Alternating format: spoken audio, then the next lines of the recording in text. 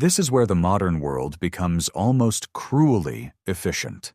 Every app on your phone was designed by people who understand Schultz's uncertainty research and Skinner's reinforcement schedules better than most neuroscientists do. Red notification badges. Infinite scroll with no natural stopping point. Pull to refresh, mimicking the exact motion of a slot machine lever. None of this is an accident. You're not fighting a habit. You're fighting a machine built by people who studied your ancestors' brains harder than you ever will. But here's the twist most people miss. The urge to check isn't really about information at all. It's about belonging.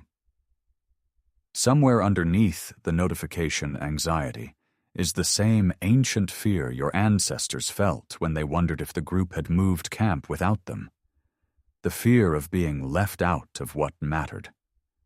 Being ignored by the group, tens of thousands of years ago, wasn't just uncomfortable. It was often fatal. No group meant no protection, no shared food, no safety in numbers. Your brain still runs that old math, even when checking your phone has nothing to do with survival anymore. So when your phone buzzes and you feel that jolt of urgency, you're not actually anxious about a text message. You're feeling a whisper of a fear that used to mean life or death. Understanding this doesn't make the pull disappear. But it does change what the pull means. You're not addicted because you're undisciplined. You're responding in real time to a reward system perfected over millions of years, aimed by modern design at a target it was never built to handle. Your ancestors' brain dropped into a world with infinite uncertainty machines in every pocket. Next time you feel your hand drift toward your phone for no reason, notice it. Not with guilt, with curiosity. That small pull is a message from deep in your evolutionary past, mistranslated by a world your ancestors could never have imagined. Your phone buzzes, you feel it before you even think about it. Your hand is already moving. But now you know. It was never about the phone at all. Your phone buzzes. You feel it before you even think about it. Your hand is already moving. You tell yourself you'll just take a quick look. But the real answer for why you do this is far stranger than willpower or addiction. It's not about the phone at all. It's about a brain that was built for a world that no longer exists. Think about the last time you checked your phone for no reason, no notification, no buzz. You just felt the pull. That feeling has a name, and it's older than you think. Your brain runs on a chemical called dopamine. Most people think dopamine is the reward chemical, the feeling you get when something good happens. That's wrong. Neuroscientist Wolfram Schultz, working at Cambridge, discovered something stranger in the 1990s. Dopamine doesn't spike when you get the reward. It spikes when you don't know if you're going to get it. Uncertainty is the drug, not the payoff. Schultz trained monkeys to expect a reward after a signal. When the reward came every single time, dopamine barely moved. But when the reward came randomly, sometimes yes, sometimes no, dopamine surged. The monkeys weren't excited by success. They were excited by not knowing. Your phone is a machine built entirely around that discovery. Every time you pull down to refresh, you don't know what you'll find. Maybe a message, maybe nothing. Maybe something that makes your heart jump. Your brain treats that uncertainty exactly like the monkeys treated the random reward. It fires up, whether or not anything is actually there. This isn't a flaw in you. It's a feature of a system that's tens of millions of years old. Go back further. Long before phones, long before writing, your ancestors lived in small foraging groups. Maybe 30 people, maybe 50. Every single one of those people mattered to survival. Anthropologist Robin Dunbar spent years studying primate brain size compared to group size, and found something that still shapes you today.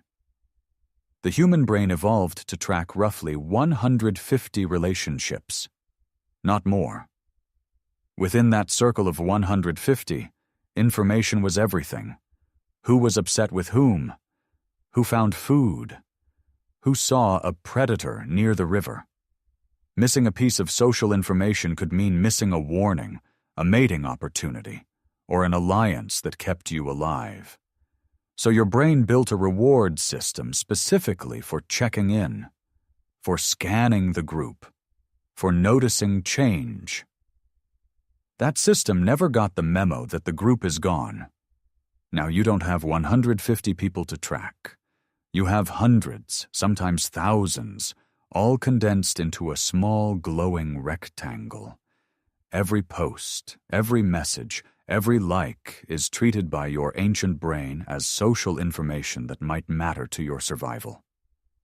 Even though, on any rational level, you know it usually doesn't. Your brain can't tell the difference between a life or death update and a stranger's lunch photo. It just knows. New information exists. Check it. There's a second piece to this, and it's even harder to escape.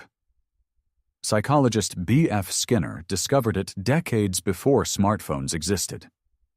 In the 1950s, Skinner ran experiments on pigeons using something called a variable ratio reinforcement schedule. Instead of rewarding the pigeon every time it pecked a lever, he rewarded it randomly, sometimes after one peck, sometimes after 20. The pigeons that got rewards on a random schedule pecked far more than the ones who got rewarded every single time. Skinner had accidentally built the most addictive behavior loop known to psychology. Not through big rewards, through unpredictability. Slot machines use it. Your phone uses it.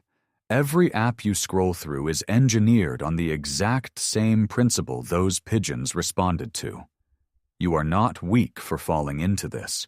You are a primate responding exactly the way primates are built to respond. Here's where it gets stranger. Your body doesn't just crave the information. It craves the checking itself. The motion of picking up the device has become its own signal. Researchers studying habit formation, including work associated with Wendy Wood at the University of Southern California, found that once a behavior becomes automatic enough, the environment triggers it more than any actual desire does. You don't check your phone because you want to. You check it because your hand is near it, and your hand near your phone has become the cue. The habit no longer needs a reason. It only needs a trigger. Think about how strange that actually is. You could be mid-conversation, mid-meal, mid-thought, and some quiet, wordless part of your brain sends the signal. Check now. Not because anything happened. Because checking, itself, has become the reward,